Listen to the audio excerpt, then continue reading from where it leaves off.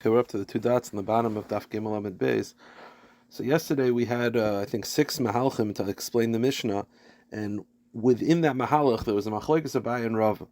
Abai and Rav were talking about whether a kuti is able to shecht, and both Abai and Rav said that they basically said like this: kutim are makbid on shchita for themselves, but they'll have no problem serving non-kosher shchita to another Jew because they don't believe in lifnei iver. They don't interpret, they don't believe in the oral Torah, and therefore they don't have a problem with serving it to another Yid. Now, this is assuming obviously kutim are Jews, but there was a machlokes as to what needs to be done to make it lechachila. Machlokes Abai and Rava. Abai held that yoitze v'nichnas is no good. You need a mashgiach tmidi.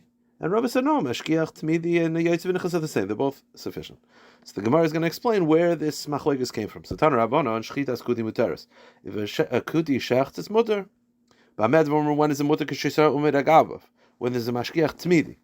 Aval ba umatzu shachet. But if there's no mashgiach at all, and you find just him shechting meat, the meat is already shechted, so here's what you do. He's makbid on himself. So chaytech kazayis v'noisen, give him a piece of the meat that he shechted. So achle, if he eats it, the mutalach mishchitase, that means that it was shechted properly. V'imlav, but if he doesn't eat it, asalech mishchitase. Okay, that's the first case, and I'll explain in a moment what's the machlokes based on. By similarly, so the first case is you walk in and you found that he shechted a goat. You didn't see the shechita, so give him a piece of the goat. If he eats it, good. If not, not. Similarly, if you find that he's holding 5 shechted chickens, so cut off the head of one of them, and give it to him to eat. If he eats that chicken head, then he can eat all of the chickens. We assume that they were all shechted by him. The Gemara is going to explain why is it that just because he basically clarifies that the one that you handed him was a good shechita, then for some reason you could eat all of them. If not, not. Now, the Mishnah, the Brisa had pretty extreme cases. The Brisa had a case where it says a mashgiach tmidi is there, then it's fine, and no mashgiach at all. So notice that the Brisa did not address the yoitze v'nichnas. Abai and Rav are both arguing how do they look at yoitze v'nichnas. Abai would tell you that the Brisa specifically says mashgiach tmidi is what you need, implying a yoitze v'nichnas is not sufficient. Rav would say the opposite. Rav would say no. It specifically says it's a problem if there's no mashgiach at all, implying the yoitze v'nichnas is okay because it's the only case. The middle case is not addressed.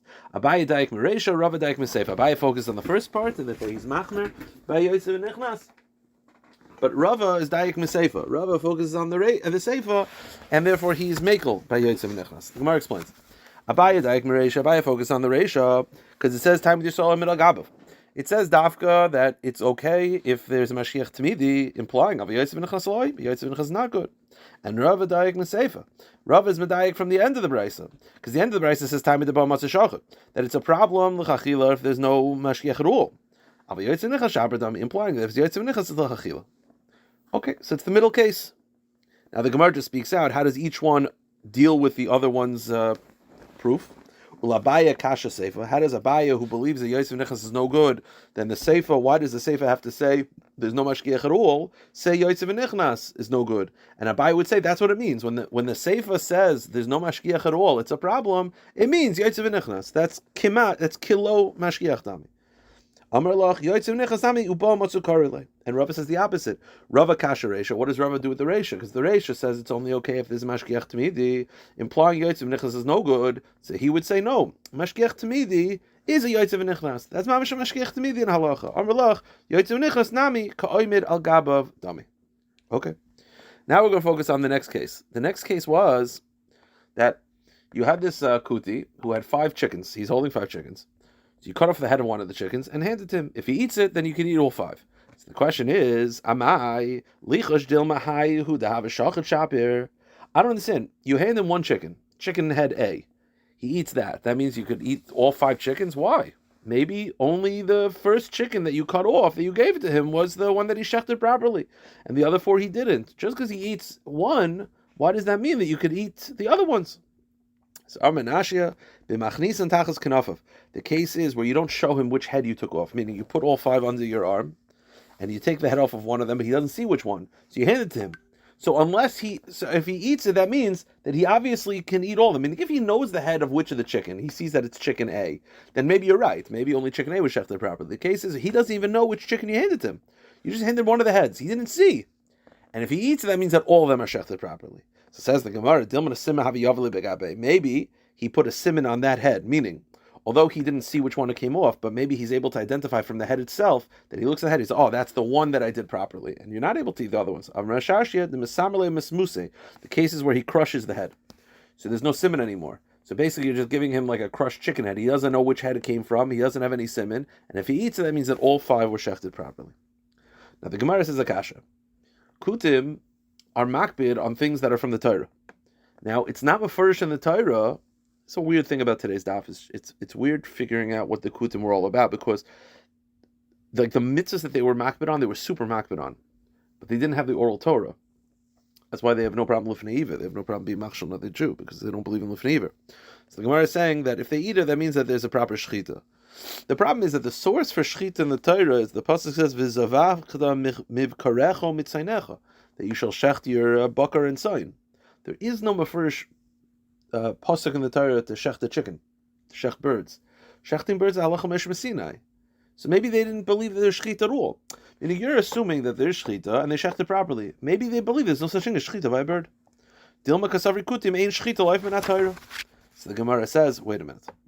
According to you, this is a weird part. The Gemara assumes that if there's a halacha, even within a category that they're makbid on, if there's an aspect of that mitzvah that is from Chazal or from Halacha Moshe Sinai, they don't believe in it. So they're makbid on shchita, but shchita sa'oif, which is a subcategory, is Halacha Moshe Sinai. So the Gemara says, wait a minute. According to you, they're makbid on shchita. Let's say by a cow. If they shecht a cow and they eat it, you could eat it also, because they're makbid. But here's the question.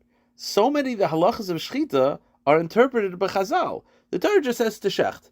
The Torah never says specifically what the psul is. That's not the derech of the Torah. It's Chazal interpreting it throughout Shas. So the kasha is, if you're telling me that meaning they don't believe in shchita sa'oif, maybe because it's not mafurish, but then shchita b'chlal, how do you accept that? There's so many aspects of shchita that's not mafurish in the Torah. What's the answer? The answer is if it's a mitzvah that they're makbid on, then they're makbid even in divrei Chazal within said mitzvah.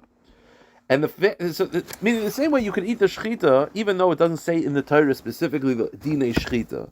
But what's the answer? The concept of shchita is mafurish in the Torah, and something that's mafurish in the Torah, then they'll be makbid on even in divrei Chazal about said mitzvah.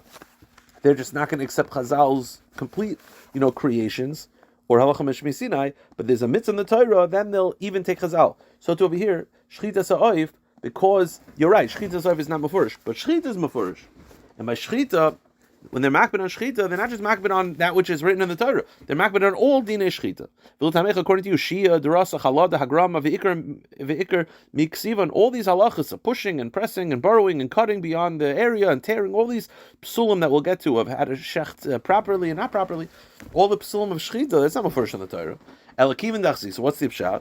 The answer is, because they're makbid on the laws of shchita, achzikba. They're makbid on all the din of shchita, even that which Chazal explained. So achanami kivin dachziku achziku. So to over here, because they're makbid on shchita, they're makbid on shchita sa'if as well, even though the source is halacha Moshe Sinai. So what we're basically saying is that if there's a mitzvah that they're makbid on, achziku, once they're makbid on all the details. The Gemara says this actually is a machlokes tanoim. As we'll see in a moment, it's not so pashut. It's a machlokes tanoim. What are kutim makbid on, or what are they not makbid on? Whether they're makbid on details of halacha that are not written explicitly in the Torah, tanoim is actually machlokes tanoim. Titania, matzahs kuti muteres. The matzah of a kuti is muter, meaning you could eat matzah on Pesach of a kuti because they're makbid on the halachas. Not only is it not chametz, meaning it's not chametz. Not only is it not chametz, you can eat it at Leil Seder. What's the chiddush of that? Because Leil Seder, in addition to not eating chametz, you need l'shem matzahs mitzvah. You need a matzah that was cut and ground up, l'shem shmira, that was done for the sake of the mitzvah.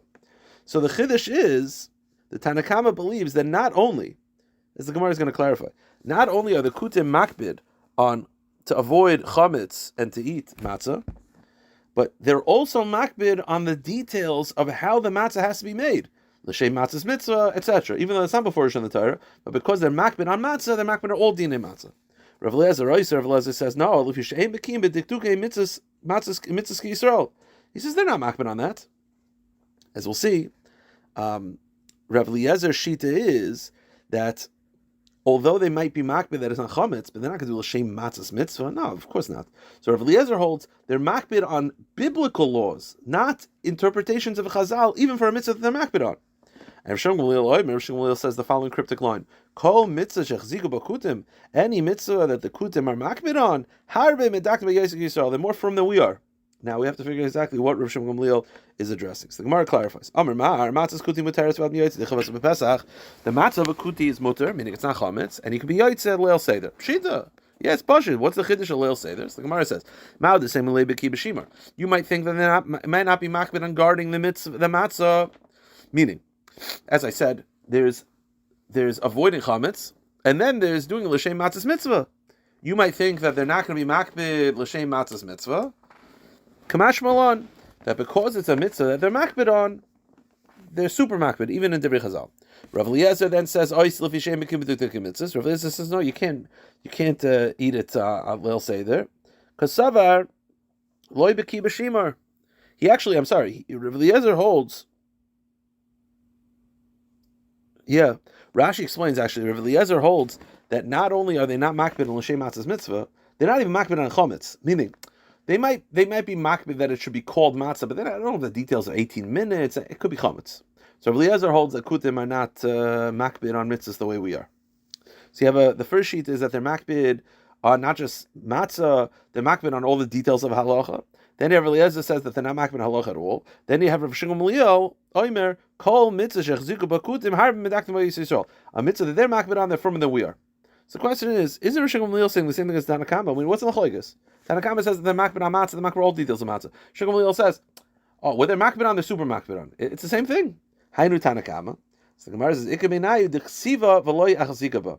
The machlokes is, what if you have a mitzvah that's in the Torah, but they're not makbid on? Practically, they're not from about it, but it's mefurish in the Torah. Tanakama saw, the Tanakama holds kiven d'chsiva, because it's part of the written law. Even if they're not practically makbid on it, you could assume that they keep it properly. Meaning, if anything in all 613, you could assume they're makbid on, even if we don't know that they're makbid. 613, they're makbid on. Rav Shimon Gamliel says no. He was very more practical. He says just because it's a mefurish in the Torah, they have to be makbid on it. So the machlokes Tanakama Shimon Gamliel is a mitzvah that's mefurish in the Torah, but we don't know that they're makbid about it. The Gemara says, wait a minute. The lashon is not good. So you tell me Rav Shimon Gamliel is basically saying, even if it's written in the Torah, if they're not makbid, they're not makbid. So the lashon is, what was his lashon? Rav Shimon Gamliel says, Kol mitzvah shechziku b'kutim harbi dakim Yisrael. Kol mitzvah shechziku b'kutim im hechziku m'baylei. Rav Shimon Gamliel is kol mitzvah meaning you're talking. It's a scenario where they're not makbid. We know they're not makbid. Tanakama says, yeah, but it's in the Torah, so we could trust them. Rav Shimon Gamliel says no.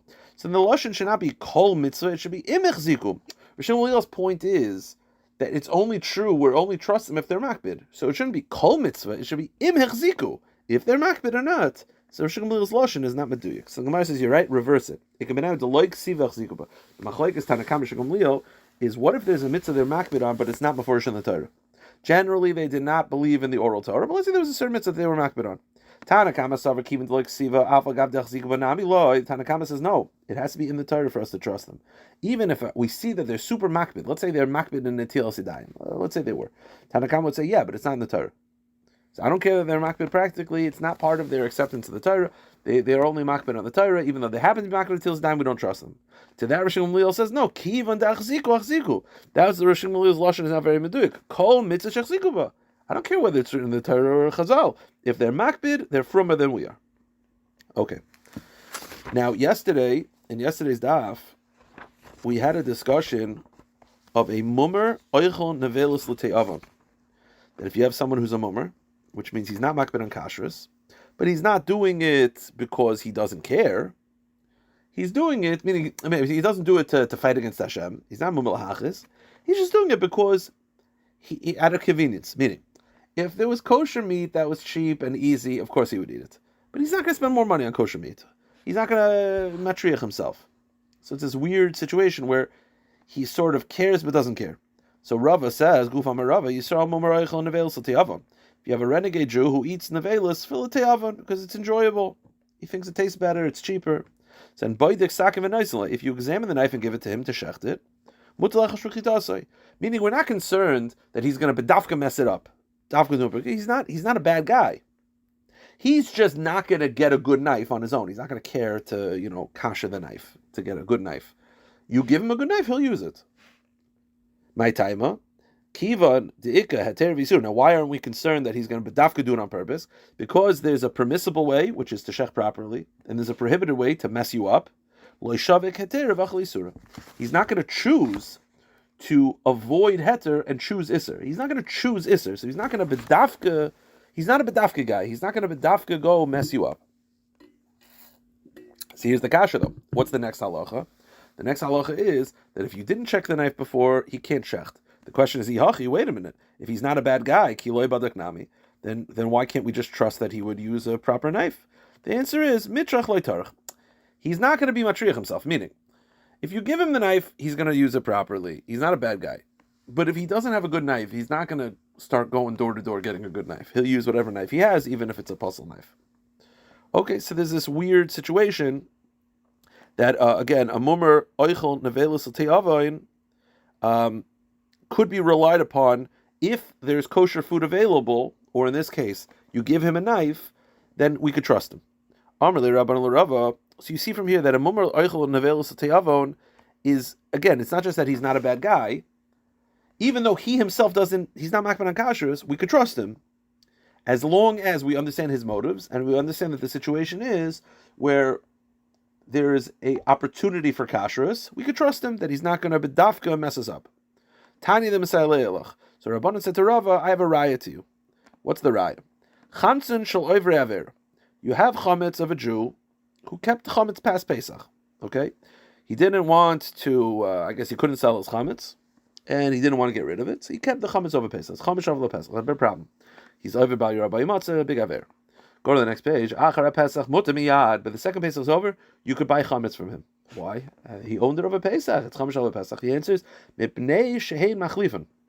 Because after Pesach, what he does is he exchanges the chametz for chametz of a guy after Pesach. Meaning, even though this is an interesting situation, and this is the Gemara's raya.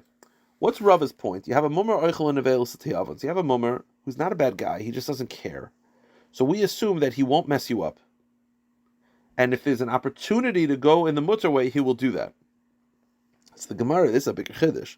The Gemara is saying if you have a Jew who owns chametz on Pesach, not because he hates God, he just doesn't want to lose the money. He can't sell it. There's no guy around, whatever it is. He can't get rid of the chametz. The second Pesach is over, you could buy chametz from him. Why? Because we assume that the second Pesach is over, he will then take his chametz and switch it with a guy. He'll go to a guy and he'll be, listen, I have chametz, I'll trade it for you. And the guy will acquiesce. So,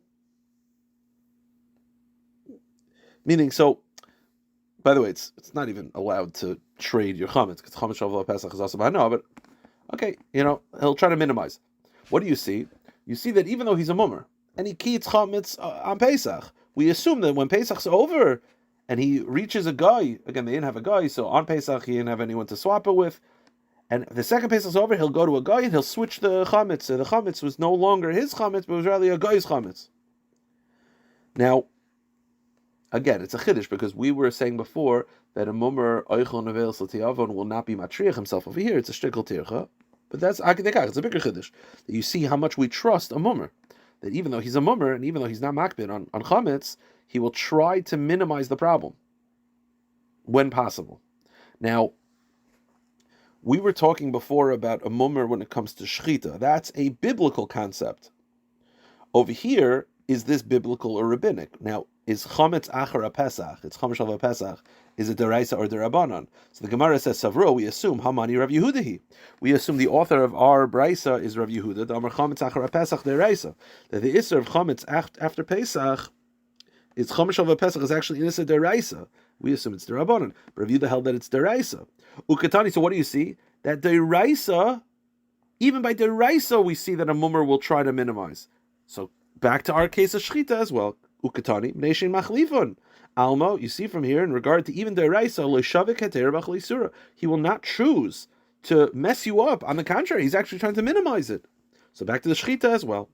So the Gemara says, wait a minute, but that's assuming that Chomesh Shava Pechas is deraisa. If you hold it's derabanan, then it's not a riot just because we're mekel by derabanan. Who says that we're going to be mekel by shechita? Memai Dilma Rav Shimon he Damar Chametz Achar Pesach derabanan. V'chi Makalina, and maybe we're only mekel by Chomesh Achar Pesach because it's derabanan. But deraisa, but when it comes to shechita, which is deraisa, loy makalinon. Maybe we're not mekel.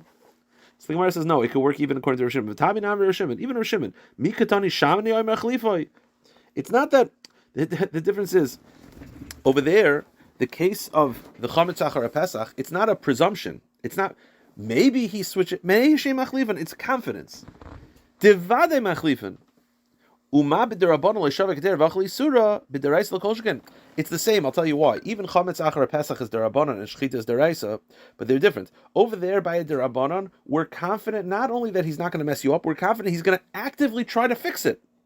So by a deraisa of Shechita, where I don't need him to actively try to fix it, I just need him to not mess me up. I need him to not take the knife and just like slam it against the tree before he shechts it. So it is applicable. You see by Chametz Achar Pesach, which even though it's derabanan, not only is he trusted to not mess us up, he's going to actively try to fix it. So by Shechita, which is deraisa, even though it's deraisa, all we need is for him to not actively try to mess us up. It's applicable. So you see that a mummer, is trusted in certain situations when the opportunity arises that he will definitely not mess us up and maybe even try to minimize the problem. So that's the first raya to Rava. So let's bring another raya to Rava. That again, a mummer l'te'avon is someone that could be trusted in certain situations. So says the Gemara, Hakol sheichtin, the Brisa says, anyone can shecht, afilu aral, even in aral, afilu yisrael mummer, and even a mummer. Now, we have an aral, someone who's not circumcised, and it says a mummer. Now, which case is the mummer? Let's go with the aral, and then we'll figure out the mummer. Now, there's a couple reasons why. Just grab a tissue. There's a couple reasons why someone would be an aral.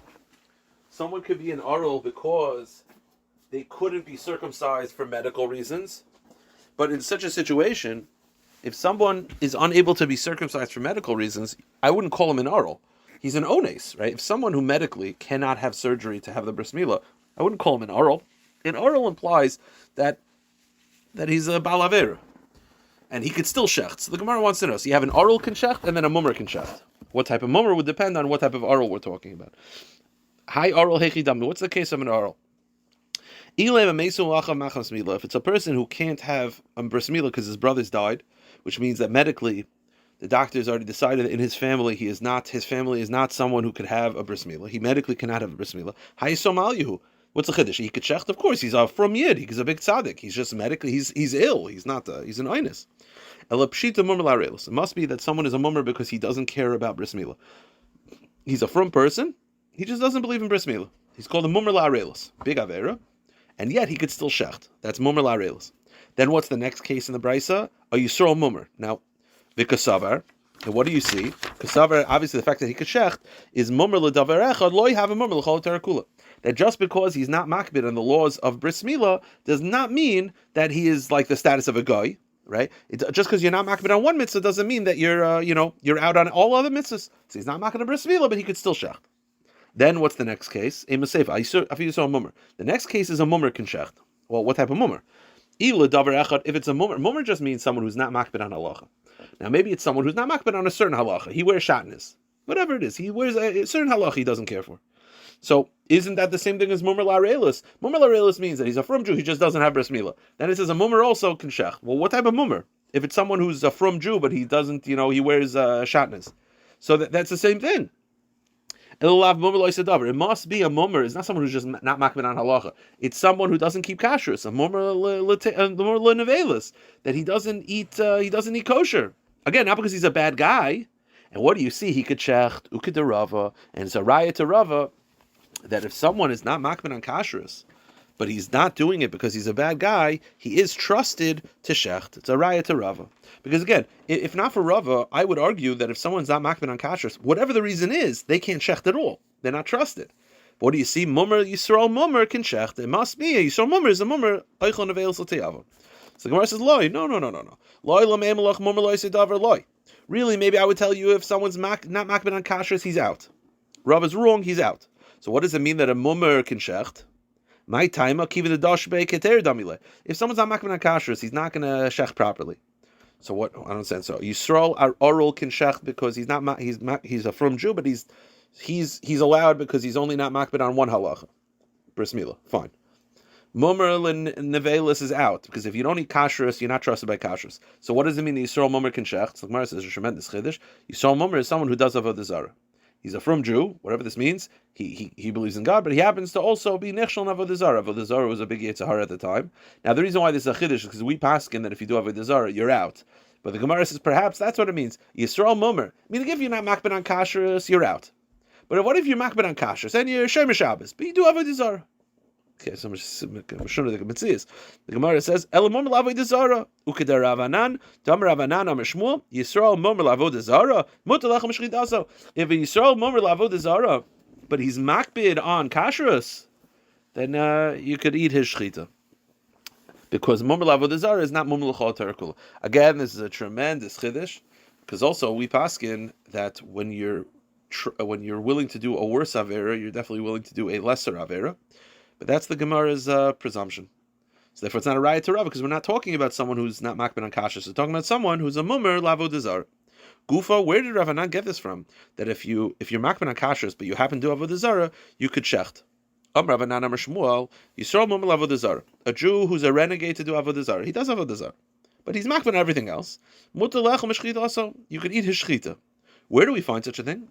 Shekematzinu b'Yehoshaphat melech Yehuda. We find King Yehoshaphat, who is the Melech of Yehuda.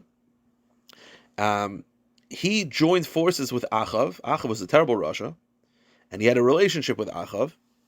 Now, Achav did avodah zarah. It seems that he was maybe makbid on kashrus, but he did avodah zarah for sure. Killed a lot of people also. But Yehoshaphat went to a Suda with Achav, and the implication is that he ate from his shchita. Now the Gemara is making a couple presumptions. The pasuk. Now, what is the source? Yehoshaphat, who was a from Jew, went to the Suda of Achav and ate from the meat. Now, how do you know that he went to the Suda? Shenamar says v'yizbach loy Achav. Achav shechted for Yehoshaphat tzon ubakar larov, a lot of sheep and cattle. Ula'am asharimo, and for all he shechted for Yehoshaphat and all of Yehoshaphat's men. V'yasiseyu la'alois el Ramos Gilad, and he enticed him to go up to battle with him in Ramos Gilad. So enticed him means that they had a meal together. So you see that Yehoshaphat and his men went to Achav for a Suda, and Achav was Ovid avodah zarah. So what do you see? You see that even if you're Ovid avodah zarah, if you're makbid on kashrus like Achav was, you could shecht. Again, because it's making a presumption, the presumption being that Achav shechted himself, by the way. Achav himself, who was an Ovid avodah zarah, shechted, and Yehoshaphat ate the meat.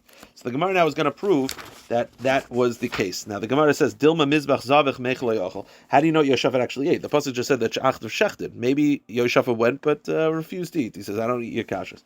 So the Gemara says, Vayas iseuksiv, because it says that he enticed him. The whole point of the meal, they had a meal together. Vayas iseu means that the whole point is that they would have a meal together to convince, that Achav was trying to convince Yehoshaphat to join him in battle. So the Gemara says, V'yasiseu means that he enticed him. Enticed him with what? You gave him meat. The Gemara says, V'dilm b'dvar, maybe enticed him with words. Maybe they didn't eat together, and he enticed him to go to battle. Just by convincing him, it's a good idea. The Gemara says, Ein hasas b'dvar. The word V'yasiseu, entice him, implies a meal. V'loiv ha'ksiv ki yisisecha achicha. But doesn't the pasuk say that your brother will entice you? It's describing how someone can cause another person to do averis, and he says your brother's going to entice you. Now, entice you in what way? Lav b'dvarim, is it not referring to words? No, no, meal. You hang out with someone who's not good, you get to, he entices you and you do averis. The Gemara said, wait a minute, so the word v'tasisei was always food. But doesn't the pasuk say, v'tasisei by levalo chinam, that HaKadosh Baruch Hu said to the Malach HaMavis, after the Malach HaMavis convinced him to go attack, to give an assignment to Eov, he says, V'yasiseyu, Hashem says, you entice me for no reason. So that's a lashon V'yasiseyu, and Hashem doesn't eat. The answer is L'may Lashani. Yeah, when you're dealing in Shamayim, V'yasiseyu has to mean words, because there's no food up there. But down here, V'yasiseyu is food. So you see that Achav shechted, and Yehoshaphat ate the food. So the Gemara says, well, Dilma mishta ashti mechel yachol. All it says in the pasuk, Yehoshaphat went to the meal. Maybe he only drank wine, but he didn't eat meat. So the Gemara says the same point. Ma'ishna shtia damrina mumel avodah zara lo have mumel l'chol tarakula. Achilanami mumel avodah zara lo have mumel l'chol tarakula. Gemara says it's not a good raya. Let's say Hitaka went to the meal. How's he drinking the wine? I don't understand. This is Ovid avodah zara. How are you drinking? Right? You're saying he's not going to eat the meat because Ovid avodah zara, you can't trust his shechita, but he's drinking his wine, right? He touches the wine. Doesn't that treif up the wine? What's the answer? The answer is, right, you don't touch wine by a Jew who's Ovid avodah zara. What's the answer? He's makvan and kashrus, it's fine. So if you allow him to drink the wine, we assume that wine and the meat are the same. So don't tell me that he came and only drank the wine, he didn't eat the meat. If he's drinking the wine, that means that he's holding that avodah zara. It doesn't pass you as long as you makvan and kashrus. The Gemara says, Hachi Hasha, how do you compare the two? Shtia, maybe when it comes to wine, meaning the Gemara first thought that maybe he went and he drank the wine, but he didn't eat the meat. The Gemara says, how can that be? If he's going to drink the wine, then he should eat the meat. It's the same thing. The Gemara says, how do you know that? Shtia, when it comes to drinking, Stam Yenamhu. It's not like Achav did avodah zara with the wine. It's wine that was owned by him. It's called Stam Yenam. It's out of concern that he did avodah zara. And this was actually at the time that the only thing that's actually asim in Torah is wine that he actually did avodah zara to. If a wine that was touched by a guy, that's Chazal asering later on, and this is before the Chazal's takana. So maybe he could drink wine. You'd say, why would he drink the wine? He wouldn't eat the meat because he doesn't trust him in kashrus. Why does he drink the wine? The answer is because at that time in Jewish history, the only type of wine that's aser is actual wine that was done avodah zara to, not just wine that he owns. So it's Achav's wine, but because he touched it, but that's not avodah zara. We asered it later on. They asered all wine. That was a takanas Chazal because of intermarriage, whatever. But when it comes to meat, maybe he doesn't trust the kashrus of the meat. In other words, how do you know that he ate the food? Just as he went to the suda, maybe he drank the wine. And don't tell me, why would he be more makel in wine? Because wine is only aser d'oraisa if it's actually done, avodah zara was actually done with the wine. Chazal asered wine of a non-from Jew or a guy. And this is before the takana. So maybe he went and drank the wine, but he didn't eat the meat. The Gemara says no. There's no way he went and just drank wine and didn't eat the meat. First of all, he's a king. Yeshav was a king. He's not going to go just drink and not eat. It's not bakavadik. So it's unlikely. It says, V'yizbach v'yasiseu. He slaughtered cows. The pasuk specifically says meat. Obviously the meat was on the table and he ate it. How do you entice him? So it's clear in the pasuk that Yehoshaphat ate the shechita of Achav. So it's a raya that even if someone is Ovid avodah zara, as long as they're makban kashrus, you can eat the shechita. So the Gemara says, wait a minute. That's assuming that Achav himself shechted it. Achav is not shechting all these cows. It's too much for one person. Some of Achav's chevra, one of the people in Achav's chevra was Ovadia. Ovadia was a very chashuv person, became a navi. V'dilma Ovadia zavach. Maybe Ovadia was the one who shechted the meat. The answer is Lorov Ksiv. It says that there was so much. The same way it's too much for Achav, it's also too much for Avadia, which means it could not have been done by one person. It must have been done by the chevra of Achav. And the chevra of Achav were terrible people. So they're all Ovid avodah zara. Avadia will have a sapik. Well, Dilma Shivas Alofim Zavoach, but perhaps the 7,000 Jews who did not do avodah zara, meaning there were some Jews that did not do avodah zara. There were 7,000 Jews that did not do avodah zara at the time. So the point is, meaning Achav had part of his kingdom were Jews that did not do avodah zara. Maybe they were those sheikhtim. The Gemara says, Tamuri have a mitzmarim me'ezevel. They were hiding at the time. Meaning, if you were out in the open by Achav, you did avodah zara. So the Gemara. So in other words, it could not have been shechted by Avadia, who was the only one in Achav's chevra that was openly good. It had to have been done by Achav's chevra, which were Rishon. B'dilma gavri de Achav avamali. But perhaps Achav's chevra were not bad. Meaning, you're saying that every one of Achav's chevra were bad. How do you know? You know each person. So the Gemara says, the pasuk says, if a ruler listens to falsehood, all his servants are wicked. Meaning, you could assume that the people are like the king. The king's Rishoim, the people are Rishoim as well. So therefore, Achav and his chevra were shechting, and if Yehoshaphat ate it, it's a raya. So the Gemara says, Dilma Gavri de Yehoshaphat nami lehavim. So maybe Yehoshaphat's chevra who ate it, maybe they were terrible people also. Meaning you're assuming that Yehoshaphat and his man ate it, and they were Yarei Shemayim. Maybe they were taka bad too. And so meaning Ovadia was good from Achav, but he couldn't have shechted all the meat. So maybe I'll make you the following scenario. What Ovadia shechted, Yehoshaphat himself ate. What Achav's chevra shechted were Rishoim, Yehoshaphat's chevra ate. Maybe Yehoshaphat's chevra also Rishoim.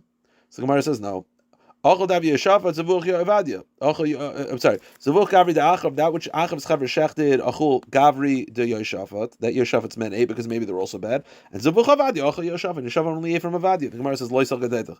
Moishal Makshal Vashekal Kamashas Vashab. The same way we said before that if Achav, a ruler, is bad, that means his chaver is bad, and if Achav is Rishoim, his chaver is Rishoim as well. So the opposite is also true. If Yeshafat is tzaddik, that means his chaver is tzaddikim as well. So I know that the chaver of Yeshafat are also Yerushalayim. So we're back to the original raya, which is if Yeshafat and his chaver are eating, it must be that Achav and his chaver, although they're Ovid Avodah Zarah, they could shecht. Well, Dilma Zavuach Gavri de Achav, Ochel Achav de Gavre. Zavuach Gavri de Yeshafat, Ochel Yeshafat Gavre. Maybe you're making a presumption. How do you know that Achav's chaver shechted at all for Yeshafat? Maybe Achav's chaver shechted for themselves, and Yeshafat's chaver had their own shechtim, and they shechted themselves. Meaning, maybe when Yeshafat went up to the Suda, he basically told Achav, "Listen, we're going to have our own shecht. We're doing our own thing." The Gemara says, "Lo havel maflig nafshim in it," because Achav and Yeshafat were very, very close. And he obviously trusted him, and there's no way he would go to the Suda and basically say, I have my own sheikhdim. They were very, very close. The Gemara will now demonstrate they were very, very close, and we'll end with this. Minalan, how do I know that Yeshafat trusted Achav when it comes to kashrus and comes to these things? Because the Pasuk says, Kamoini kamoicha ka'ami ka'amecha. The Pasuk says that Yeshafat said to Achav, I am as you, I am as are you, my people are as your people. Now, that could be multiple things. And the Gemara is saying, maybe what it means is, I'm like you, meaning I trust you. When it comes to kashrus, it comes to everything. So the Gemara says, Ela miyata, wait a minute. Maybe it means something else. Doesn't the Pasuk also say, Kisusai, Kisusecha, my horses are your horses? What does that mean? I trust your horses trust my horses? What are we talking about? What's the answer? The answer is, it doesn't mean trust. It means we're in the same boat. We're in this together, so to speak. Not that trust, but what happens to you will happen to me. What happens to your horses will happen to my horses. Maybe all he's saying is not that I trust you. He's saying, listen, we're in this together. Whatever happens to you is going to happen to me. It's not a raya that they were close, that they trusted each other. Rather, it's from here. The pasuk says, "Umelech Yisrael v'Yeshafat Melech Yehuda." The Melech of Yisrael, which is Achav, Melech Yisrael, Melech Yeshafat, and the king of Yeshafat Melech Yehuda. Yoishvim ish al kisai meluvashim begadim. They sat each on their throne, dressed in royal clothing. Begoirin Pesach Shar Shomron. They sat on a threshing floor at the entrance of the gate of Shomron. What does that mean? They sat on a threshing floor. My Gorin? What does it mean threshing floor? Even Gorin Mamish, what, the kings are sitting on a threshing floor? Adu Shar Shomron Gorin have. And by the way, also, as the gate of Shomron is on a threshing floor. So the Gemara says, Ela ki Gorin. It means like this, that when Yeshafat and Achad sat together, they were like the people that sat at the entry of the gate, which is the reference to Sanhedrin. The Sanhedrin was seated in a half-circle threshing floor shape, in the shape of a circular threshing floor. They would sit like this in a half moon, so that everyone could see each other. The point is, the pasuk is saying that Yeshafat and Achav sat together, mamish like Sanhedrin, that they shared a relationship of like the members of the Sanhedrin who were close, so to Achav and Yeshafat as well. So you see a raya to Ravanan that even if someone is Ovid Avodah Zarah, as long as they're makban and kashrus, you could trust the shechita. I will stop it.